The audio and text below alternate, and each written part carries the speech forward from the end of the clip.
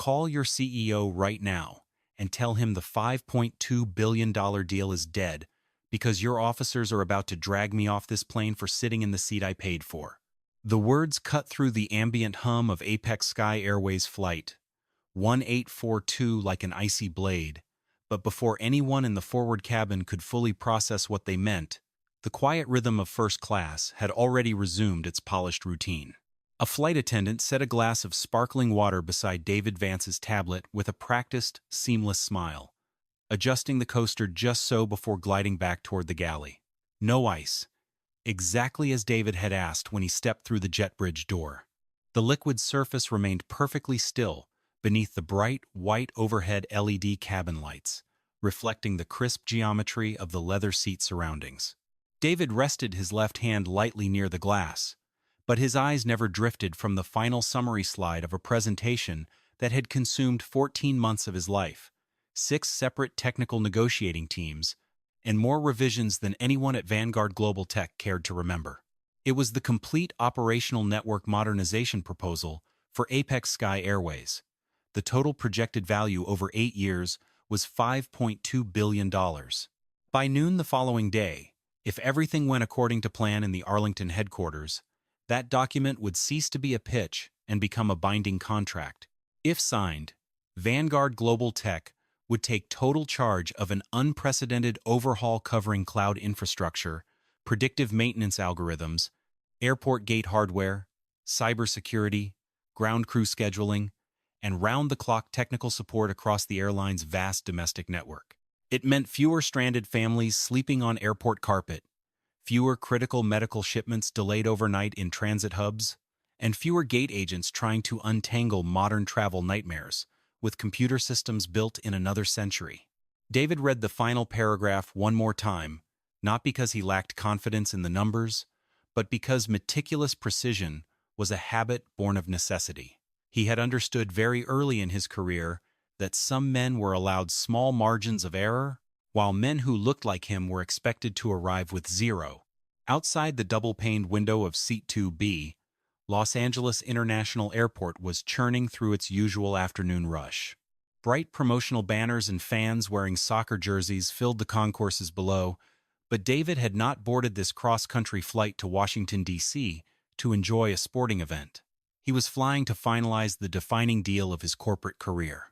First-class Seat 2B gave him a wide view of the tarmac, a comfortable sanctuary of quiet, and 40 minutes before pushback to polish his opening remarks for the executive board. He wore an understated charcoal suit, a crisp white shirt, and a simple navy tie. Nothing about his appearance boasted, yet everything about it signaled quiet authority.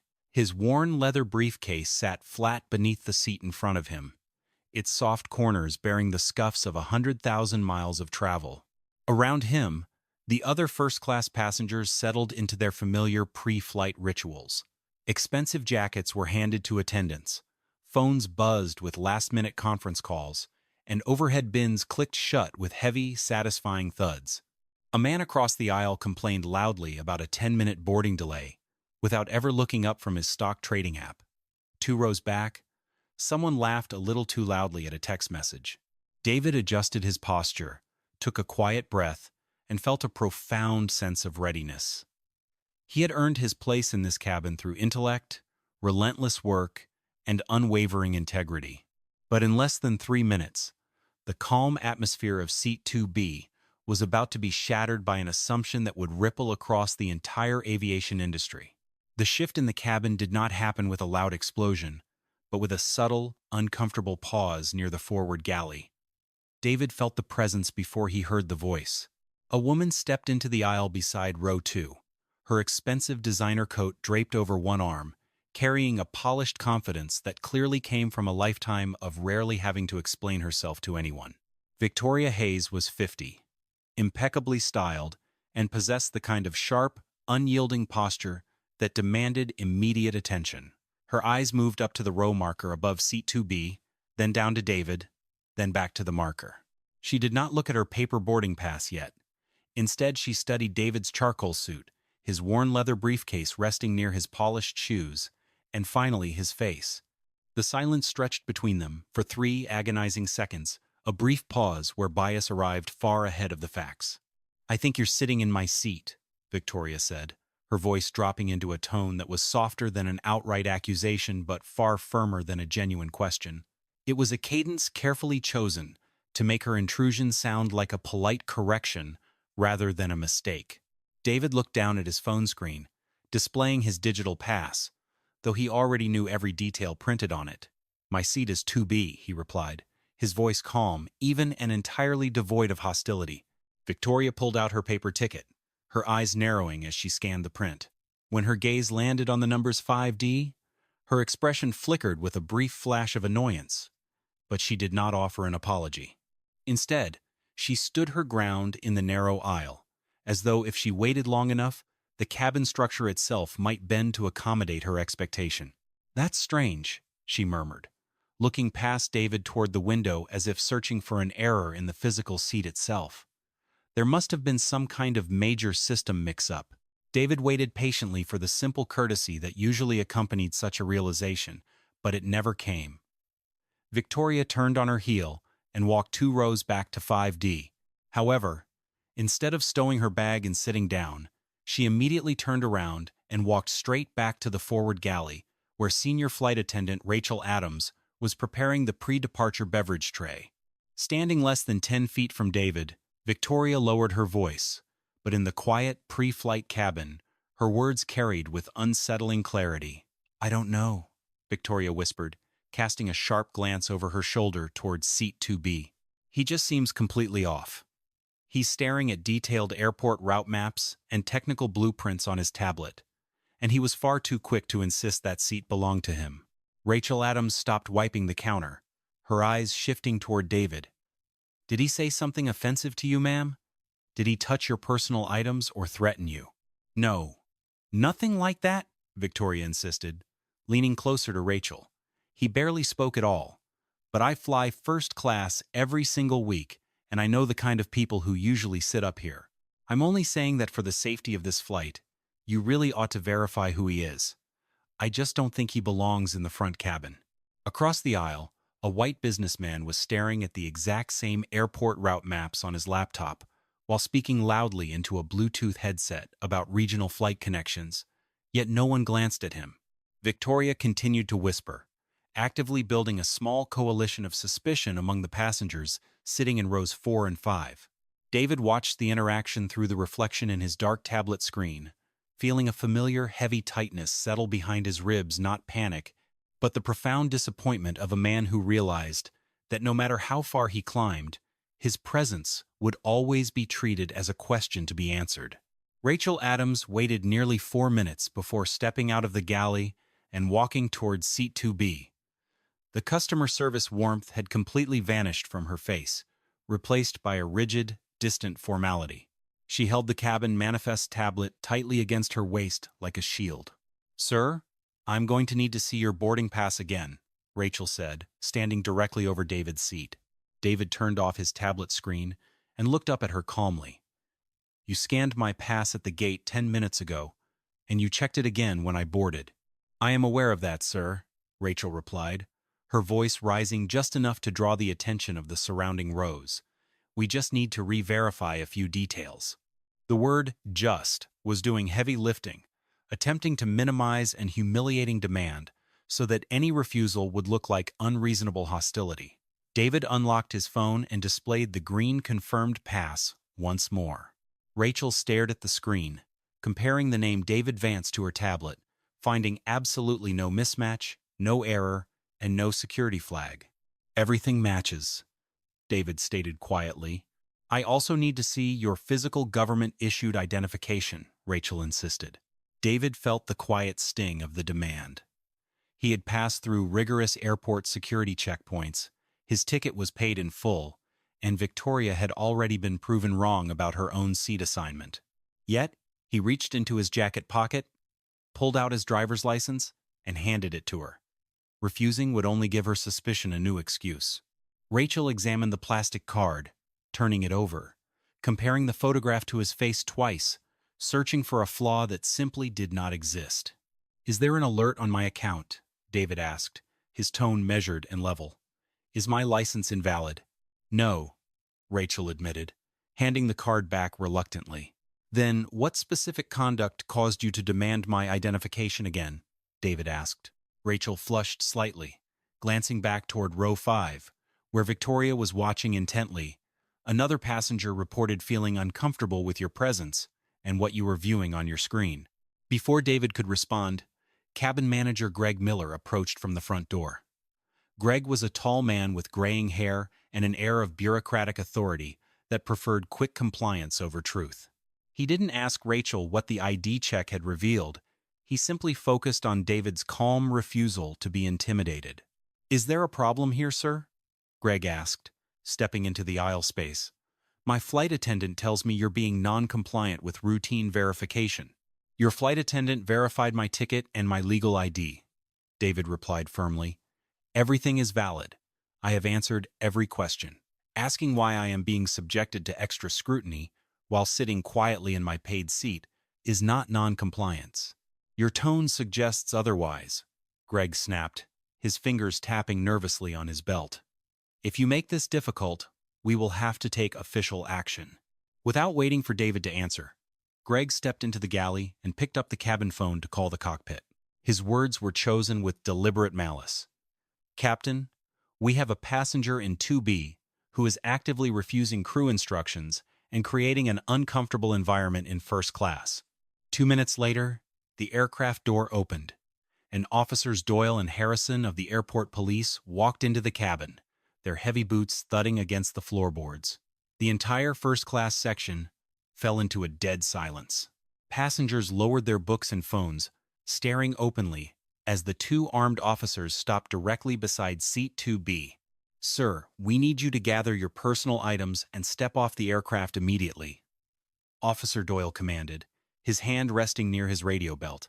David looked at the officers, then at Greg Miller, who stood in the galley with his arms crossed, a smug look of triumph on his face.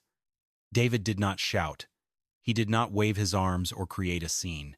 He slowly placed his tablet into his worn leather briefcase, zipped it shut, and stood up straight. He straightened the jacket of his charcoal suit, looked Greg directly in the eyes, and stepped into the aisle, carrying his dignity with him as he was publicly paraded off the plane he had paid to fly on. The cold concrete air of the jet bridge hit David the moment he stepped through the aircraft doorway, escorted closely by Officers Doyle and Harrison. Behind him, the heavy door remained slightly ajar as cabin manager Greg Miller stepped out onto the threshold, ready to give the final signal to close the flight and push back for departure. Greg's face still carried the confident smirk of a man who believed he had successfully purged a nuisance from his workplace. Suddenly, the frantic sound of heels clicking rapidly against the jet bridge floor echoed from the terminal end. A junior gate supervisor, breathless and holding an iPad propped against her arm, pushed past the officers and ran straight toward Greg. "Greg, stop," she gasped, her voice trembling so loudly that it echoed inside the hollow corridor. "Did you just remove the passenger from seat 2B? Did you put a security hold on David Vance?" Greg scoffed, adjusting his uniform tie. He was being completely non-compliant with crew instructions and making first-class passengers uncomfortable. "I handled it according to standard protocol." "You idiot!" the supervisor yelled, completely forgetting professional decorum as she shoved the iPad screen directly into Greg's chest. "Look at the high-priority manifest. That isn't just a passenger. That is David Vance, the founder, owner, and CEO of Vanguard Global Tech." Greg's smirk vanished so fast it looked as if it had been physically struck from his face. His jaw slackened, and the color drained from his skin until he looked as pale as the cabin bulkhead behind him. "Vanguard?" Greg stammered, his voice dropping an octave as his confidence completely collapsed. "As in the tech integration firm? As in the $5.2 billion contract our executive board is signing in Arlington tomorrow morning?" she shouted, her hands shaking uncontrollably. "He owns the entire software architecture our airline is trying to buy. The CEO of our company has been preparing for his arrival all week." Inside the aircraft door, Senior Flight Attendant Rachel Adams was standing close enough to hear every single word. Her eyes went wide with pure terror, her hand flying to her mouth as she realized the catastrophic blunder they had just committed. Across row 1 and 2, several passengers who had leaned forward to watch the commotion caught the frantic exchange. The realization rippled backward into the cabin like a physical shock wave. The quiet, dignified black man in the charcoal suit they had just allowed to be removed without cause was the single most powerful vendor the airline had approached in a decade. David stopped walking and turned around slowly on the jet bridge. He looked at Greg Miller's ghost-white face, then at Rachel's trembling hands. He did not gloat. He did not raise his voice or show a triumphant smile. He simply stared at them with an unyielding, quiet intensity that made Greg look away in absolute shame. David turned back toward the terminal and continued walking between the two police officers, leaving the airline staff standing in the wreckage of their own prejudice. The airport security interview room beside Gate 14 was stark and uninviting, featuring dull gray walls, a polished metal table, and 3 hard plastic chairs. Officer Doyle placed David's leather briefcase on the table and politely asked for permission to inspect its contents. David nodded silently, sitting with his hands folded neatly in his lap as Officer Harrison carefully unzipped the bag. The search revealed nothing more than high-end laptop gear, charging cables, organized folders marked Apex Sky Operational Review, and a locked tablet. There were no weapons, no contraband, and no safety hazards. Officer Doyle checked David's driver's license against the national database once more, only to confirm what he already knew. David's record was completely spotless. The heavy door burst open, and Melissa Hart, the ground operations director for LAX, rushed into the room. Her hair was slightly disheveled, and her face was flushed with sheer panic. She carried a white corporate envelope in her trembling hands and wore a desperate, over-exaggerated customer service smile. "Mr. Vance, I am so profoundly sorry for this absolute misunderstanding," Melissa gasped, pulling out a chair and sitting down quickly across from him. There was an obvious breakdown in cabin communication. "We have already rebooked you on our next flight departing in 2 hours, placed you in an upgraded first-class suite, given you full VIP lounge access, and included a $500 travel voucher for your trouble." She slid the white envelope across the metal table toward him. David did not move a muscle. He did not look down at the envelope, nor did he reach out to touch it. He looked directly into Melissa's eyes, his expression utterly unreadable. "Do you know what my company does, Miss Hart?" David asked quietly. Melissa swallowed hard, her artificial smile faltering. You lead Vanguard Global Tech. Vanguard controls 40% of the commercial aviation cloud routing software in North America," David said, his voice smooth and cold as steel. "Tomorrow morning at 11, your chief executive officer was scheduled to sign an 8-year, $5.2 billion contract with my firm to save your airline from operational bankruptcy. And you believe a $500 travel voucher and a lounge pass remedies your crew having armed officers haul me out of seat 2B because a passenger didn't like the look of me?" The two police officers stepped back toward the wall, exchanging nervous glances. They realized instantly that they had been dragged into a massive corporate nightmare caused by airline incompetence. "Mr. Vance, please," Melissa pleaded, her voice cracking with desperation. "I can walk you back to Flight 1842 right now. I will personally escort the passenger who complained back to coach, and Captain Ross will make a personal apology to you before we close the door." "No," David said firmly, his voice cutting off her rambling. "My ticket was valid before you knew my title. My identification was authentic before you realized my net worth. If my presence as a human being, sitting quietly in a seat I paid for is not enough to secure basic respect from your airline, then my corporate title certainly will not be used to save your staff from the consequences of their actions. Keep your voucher, Miss Hart. I am not boarding that plane." An hour later, after the police had officially cleared him of any wrongdoing and closed the incident file, David sat by the floor-to-ceiling glass windows of a quiet terminal corner away from the main crowds. He declined the airline's offer for a private suite, choosing instead to sit among the ordinary travelers charging their phones and waiting for delayed flights. He opened his laptop, logged into his secure network, and began typing a precise, meticulous log of every single word, action, and timestamp from the moment he walked onto Flight 1842. As he typed, his mind drifted back 30 years to a small stucco house in Bakersfield, California. He remembered the smell of heavy motor oil that lingered on his father's canvas work clothes every evening when he returned from the municipal bus depot. Arthur Vance had spent 40 years crawling under city buses, maintaining diesel engines with grease-stained hands, knowing every bolt and belt by heart. Arthur was a brilliant man who had never been given the opportunity to go to college, but he possessed an unshakable moral compass. David also remembered his mother, Gloria, who spent her days working at the county library, hand-stitching worn book bindings, and saving discarded technical manuals for her young son to read. They had very little money, but their modest home was governed by 3 absolute rules that Arthur repeated every morning before his shift. Finish everything you start, know what you are talking about before you open your mouth, and never, ever allow another human being to define your worth. David remembered being 12 years old and following his mother through a high-end department store while a security guard trailed 2 paces behind them, watching their every move, while white shoppers unboxed items without a second glance. He remembered arriving at a tech conference 10 years ago as a keynote speaker, only for an attendee to hand him his luggage cart and ask him to park his car. He remembered an investor early in Vanguard's history, shaking the hand of his junior white analyst and explaining the financial terms of a deal for 20 minutes before realizing David was the owner of the firm. His father had given him a piece of advice after that investor meeting that David had carried like armor ever since. Don't ever give them the loud anger they are waiting for, son. Anger gives them an excuse to ignore the truth.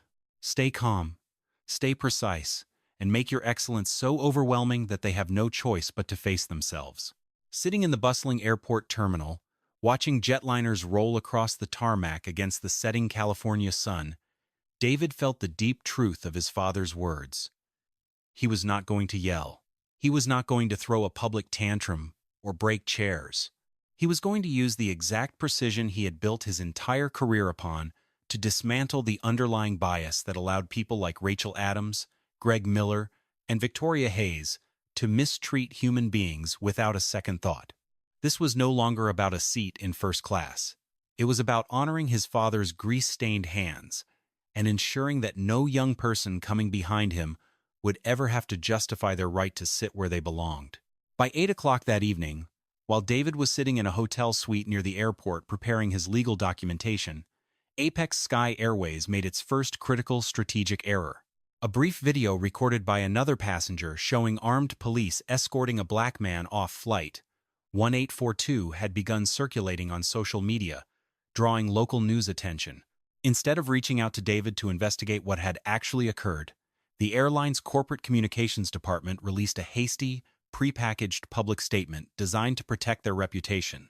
Earlier today, a passenger was removed from Flight 1842 at Los Angeles International Airport after failing to comply with standard security verification procedures and creating an operational disturbance in the cabin. Apex Sky Airways maintains a zero-tolerance policy for non-compliant behavior and remains fully committed to the safety and comfort of all travelers. David read the press release on his tablet, his eyes narrowing slightly at the cold, calculated dishonesty of the language. They had transformed his quiet compliance into non-compliant behavior and framed their own crew's prejudice as standard security procedures. 10 minutes later, his phone buzzed with an incoming encrypted file transfer. It was from Elena Torres, the investigative journalist who had been sitting directly across from him in seat 2C. Elena had managed to record the entire interaction from the moment Victoria Hayes first approached David to the second he walked off the aircraft. The video footage was remarkably crisp and clear. It captured Victoria's hostile, arrogant demands, Rachel's cold insistence on checking David's ID after it had already been validated, and Greg Miller's aggressive threats to call the police when David calmly asked why he was being targeted. Crucially, the video captured David's complete composure, his quiet voice, his steady hands, his polite responses, and his total lack of any operational disturbance. David immediately placed a call to Sasha Thorne, Vanguard's brilliant chief legal counsel. Sasha answered on the very first ring, her voice already sharp and focused. "David, I just read their public press release, Sasha said, her tone laced with outrage. They are publicly branding you as a security threat to cover up for their crew's incompetence. I have complete video evidence proving every word of their statement is a lie, Sasha, David replied calmly. And I have the time-stamped digital receipts from my boarding pass scan. I want you to issue a formal legal preservation demand to Apex Sky immediately. Demand every gate camera tape, every cabin audio log, every text message sent between the crew, and every version of the incident report filed by Greg Miller and Sasha. Contact our executive board. Tell them to freeze all signatures on the $5.2 billion modernization contract effective immediately. At 10 o'clock the following morning, while Apex Sky's executive leadership team was sitting in their Arlington boardroom, waiting with champagne glasses for a contract signing that was no longer happening, Vanguard Global Tech convened an emergency virtual meeting of its board of directors. The video conference grid lit up with the faces of Vanguard's 8 board members. Tensions were running dangerously high.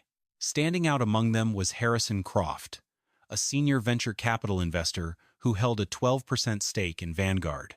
Harrison was a man who cared about exactly 2 things: quarterly profit margins and stock valuation multiples. "David, this is absolute madness," Harrison shouted through his microphone, leaning so close to his camera his face was distorted. "Apex Sky just called our corporate office. Their legal team is offering to double our initial implementation retainer and give you a personal written apology from their board chairman. We are talking about a $5.2 billion contract over 8 years. You cannot walk away from the largest deal in our company's history over a customer service mistake by a flight attendant." "It was not a customer service mistake, Harrison," David stated, his voice steady as a rock as he looked into his camera. "It was a deliberate, hostile abuse of power. They used armed law enforcement officers to haul the chief executive officer of this company off an aircraft simply because a wealthy passenger did not like sitting near a black man." "Business is not about personal pride, David," Harrison sneered, slamming his hand down on his desk. "Business is about dollars and cents. If you freeze this deal, our stock valuation will take a hit, our competitors will pounce on the contract, and you will be risking the financial future of this entire firm over your ego. Take the money, take their public apology, and let the lawyers handle the rest." David sat forward, holding Harrison's frantic gaze through the screen until the senior investor fell silent. "If I sign a contract with an organization that treats human beings like garbage, the moment they think nobody important is watching, then everything we built at Vanguard is a lie," David said, his voice dropping into a deep, commanding resonance. "We employ 1,200 people at this firm, Harrison. Engineers, analysts, technicians, and support staff of every background imaginable.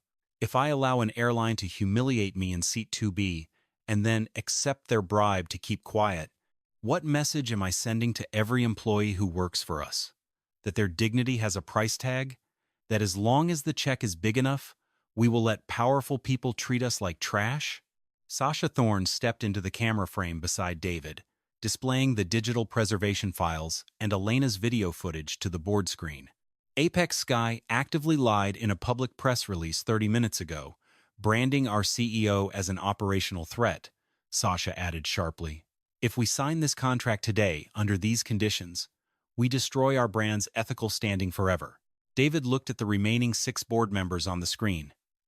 "I built this company on integrity, excellence, and respect. I am asking this board to back me in freezing this contract until Apex Sky undergoes total operational accountability."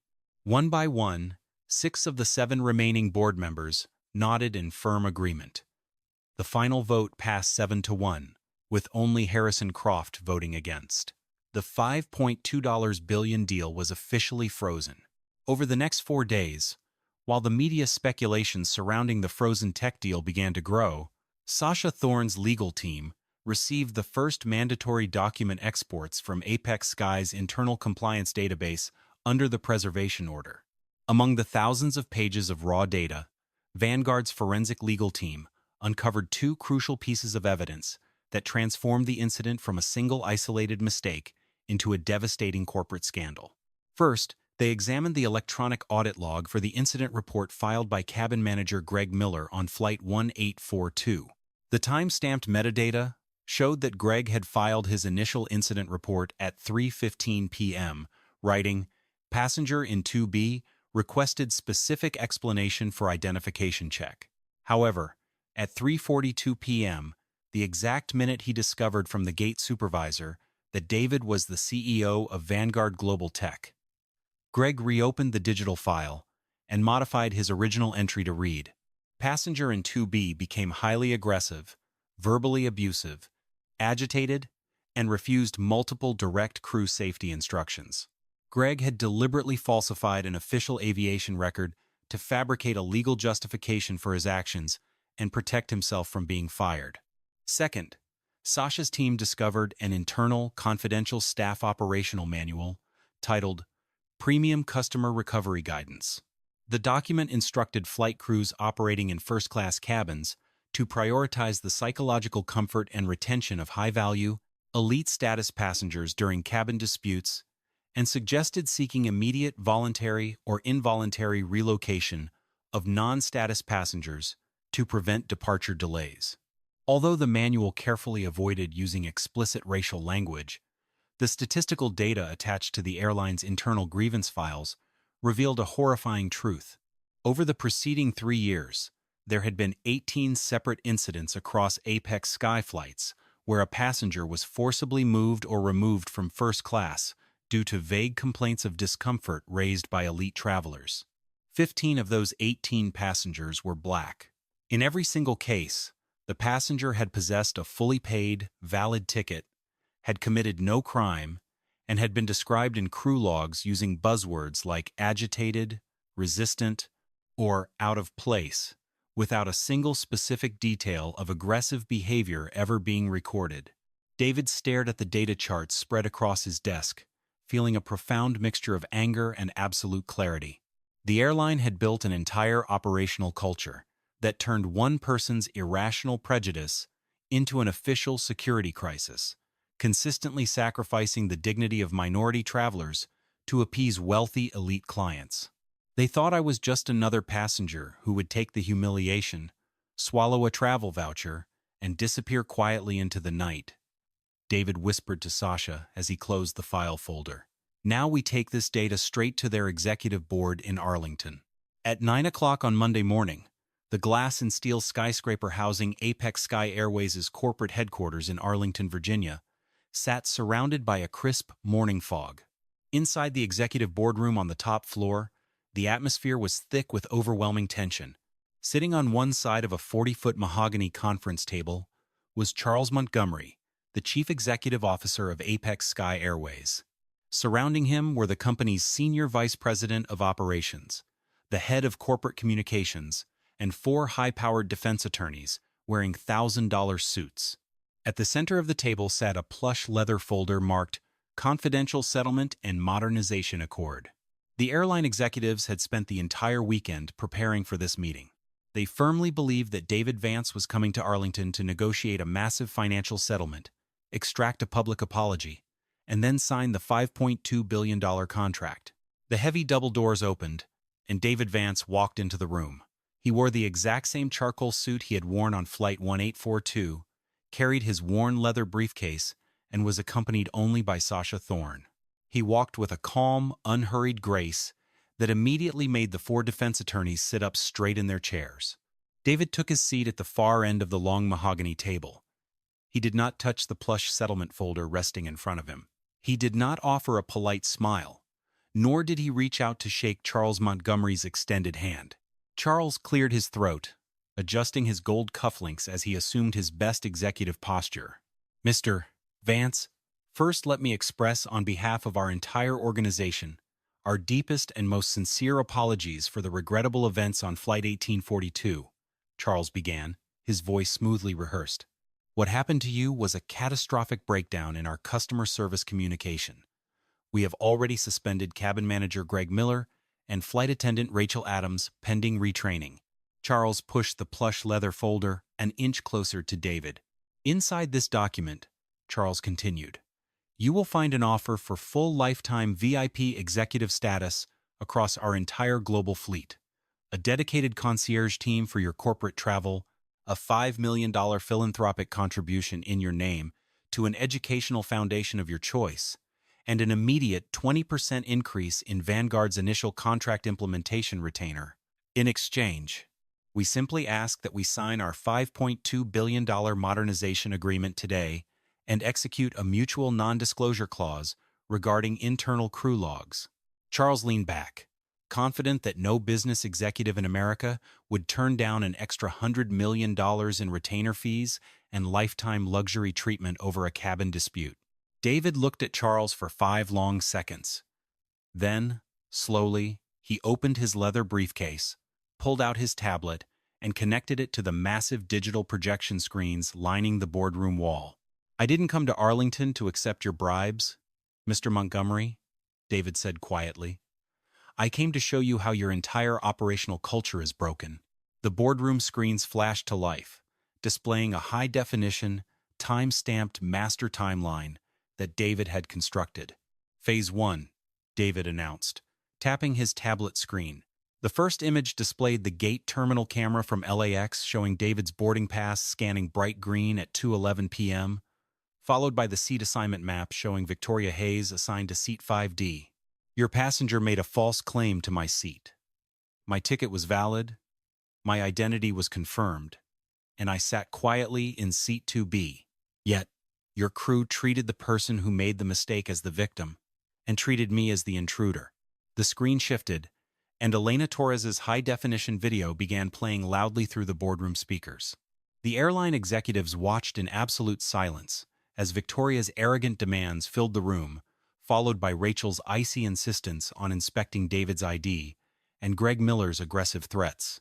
Charles Montgomery's face began to flush with deep embarrassment as he watched David's calm, dignified responses contrasted against his own crew's unprofessional hostility. "Phase 2, David continued calmly. He tapped the screen again, displaying the electronic forensic audit trail of Greg Miller's security log. "At 3:15 p.m., your cabin manager logged that I simply asked for an explanation regarding an ID check. At 3:42 p.m., the exact minute he discovered I was the CEO controlling your technology deal, he went back into the system and altered the security record, falsely claiming I was aggressive, verbally abusive, and non-compliant." Charles Montgomery turned his head slowly toward his head of operations, his eyes wide with shock. "Is this metadata authentic?" Charles demanded. "It is 100% authentic, verified by court-admissible digital forensics," Sasha Thorne stated firmly. David tapped the screen a third time. The chart displayed the airline's internal, premium customer recovery guidance manual alongside the statistical breakdown showing 15 out of 18 minority passengers being unjustly evicted over 3 years. "Phase 3, David said, his voice ringing through the silent boardroom like a gavel. "This was not an isolated mistake by a flight attendant, Mr. Montgomery. You built an operational framework that encourages your staff to turn personal prejudice into an official security threat, and then you lie to the public to cover it up. You published a press release 4 days ago branding me an operational hazard while sitting on evidence that proved I did nothing wrong." Charles Montgomery looked as if he had been physically struck. The 4 defense attorneys sat motionless, staring down at their legal pads, knowing instantly that if this evidence ever reached a courtroom or the national press, the airline's stock valuation would be obliterated overnight. David tapped his screen one final time. The projection shifted away from the charts and displayed 16 high-definition photographs of Vanguard's employees, Black systems engineers, female network analysts, young Latino logistics specialists, and immigrant programmers working in Vanguard's labs. "These are the human beings who build our software, Mr. Montgomery," David said, his voice dripping with absolute conviction. "They spend their lives creating systems to make your airline safe. Not one single person on this screen will ever be forced to bow their head to your company, and not one of them needs a CEO title to deserve basic human respect when they board your planes." The silence inside the Arlington boardroom was absolute. CEO Charles Montgomery sat frozen in his chair, his rehearsed confidence entirely shattered, staring at the photographs of Vanguard's workers projected on the wall. "Mr. Vance," Charles stammered, his voice stripped of all corporate arrogance. "We will terminate Greg Miller and Rachel Adams immediately today. We will publicly retract our press release and issue a full, unconditional public apology written by me personally. We will throw out the premium customer recovery manual and allow your legal team to rewrite our operational guidelines. Please, do not walk away from this partnership. Our entire airline's future depends on this technology modernization." David stood up slowly from the mahogany table, buttoning his charcoal suit jacket. He picked up his worn leather briefcase and looked down at Charles with profound, unyielding dignity. 10 days ago, Mr. Montgomery, your airline was given every opportunity to choose truth and human respect, David said quietly. Instead, you chose cover-ups, lies, and $500 vouchers. You thought my dignity was something you could buy back with a retainer increase. David reached out, picked up the unopened plush settlement folder, and handed it directly back to Charles. Vanguard Global Tech is officially terminating all business discussions with Apex Sky Airways, David announced clearly. We are walking away from the contract. "David, please!"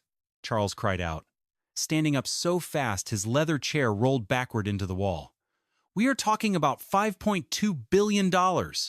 My father taught me that some things in this life are far more valuable than dollars and cents, Mr. Montgomery," David replied quietly. "Human respect is one of them." Without another word, David turned on his heel and walked out of the executive boardroom, followed by Sasha Thorne, leaving the airline's leadership team standing in total ruin. The consequences were swift and catastrophic.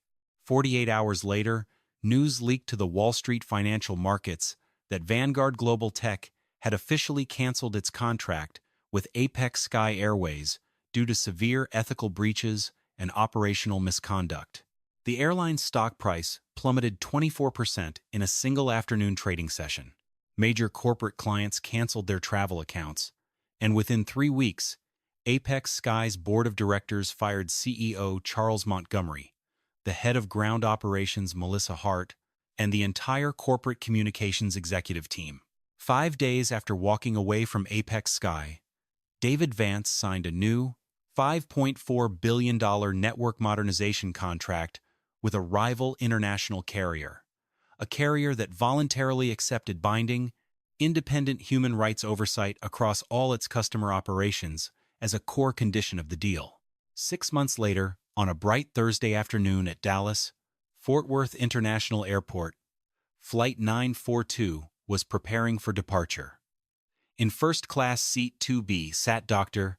Andre Ellis, a young black orthopedic surgeon who was reviewing complex surgical research notes on his tablet before flying to a medical conference. A wealthy, elite-status passenger sitting in row 3 called over the junior flight attendant, demanding that Dr. Ellis be rechecked because he looked suspicious and out of place in the front cabin. Under the new strict operational rules that had been permanently enforced across the entire aviation industry following Vanguard's legal crusade, the flight attendant did not demand Dr. Ellis's ID. She did not call security or threaten him with non-compliance. Instead, the attendant turned directly to the complaining passenger and asked 3 mandatory protocol-required questions. Has this gentleman threatened you? Has he violated any flight safety rules? Is he sitting in an unassigned seat? When the passenger stammered and admitted that none of those things were true, the flight attendant politely informed her that irrational, personal discomfort was not grounds for questioning another passenger and warned her that creating a false disturbance would result in her own removal from the aircraft. Dr. Andre Ellis sat peacefully in seat 2B, entirely unaware of how close he had come to a nightmare, enjoying his flight as the aircraft lifted smoothly into the clear blue sky. Standing near the forward galley watching the encounter was Rachel Adams, who had been allowed to return to work only after completing 6 months of intensive bias retraining and probation. Tears filled her eyes as she watched Dr. Ellis work in peace, finally understanding the profound weight of the lesson David Vance had taught the world, that true justice is not about revenge, but about ensuring that no innocent person ever has to fight for their dignity alone again. In his corner office at Vanguard Global Tech, overlooking the Los Angeles skyline, David Vance sat at his desk, reviewing the first semi-annual report from the Independent Aviation Oversight Board. The data showed that over 4,000 travelers across 6 major airlines had been protected from discriminatory removals since the new operational standards took effect. Sasha Thorne walked into the office, placing a framed photograph on his desk. It was a picture of David's late father, Arthur Vance, standing proudly in his grease-stained bus mechanic overalls outside the Bakersfield Depot 30 years ago. David picked up the frame, tracing his fingers over his father's smiling face, feeling an overwhelming wave of emotional vindication and peace washing through his chest. He had not taken the easy path, and he had walked away from billions of dollars, but he had honored his father's legacy and changed the world for the better. If David's quiet courage and relentless stand for human dignity inspired you today, please take a moment to like this video, share it with someone who needs to hear it, and subscribe to our channel to help us bring you more powerful stories of justice, triumph, and moral strength.